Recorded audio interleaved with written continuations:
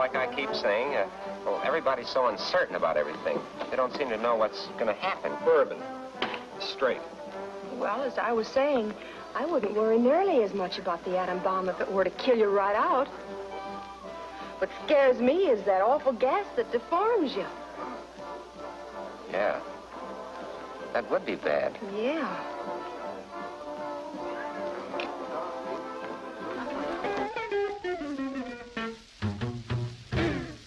It's the drink that you don't pour. Now when you take one sip, you won't need any more. It's small as a beetle, or big as a whale. Once upon a time, there were two warring nations, the Soviet Union and the United States. These two nations had their share of animosity toward each other. Unlike the United States' democratic paradise, the Soviet Union was communistic. The US would not allow the Soviets to take European territory under its wing and have them suffer the terrific burden of such a flawed system of government. So the Americans went on their merry way, flexing their nuclear muscles in an effort to suppress communism from threatening the liberty of countless Europeans, Koreans, and their own public. Their nuclear bomb helped keep the world at ease, because as the public exclaimed, there is nothing for us to worry about. We're the ones who have the bomb. However, on the 29th of August in 1949, America was faced with a horrific fact. The Soviet Union was the second nation in the world to successfully create an atomic bomb. And from that day, the race was on.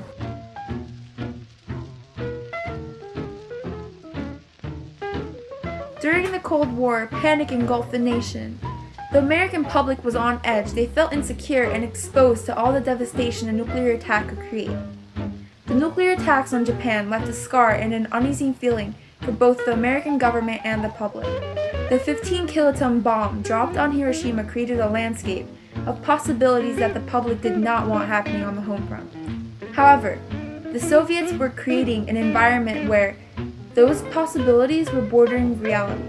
The public turned to their voice of reason, the government, their fairy godmother, so to speak, to guide them through this time of need. The government was ready to protect the people from the Soviet threat and quell the hysteria that was brewing. Yet the question was still in my mind.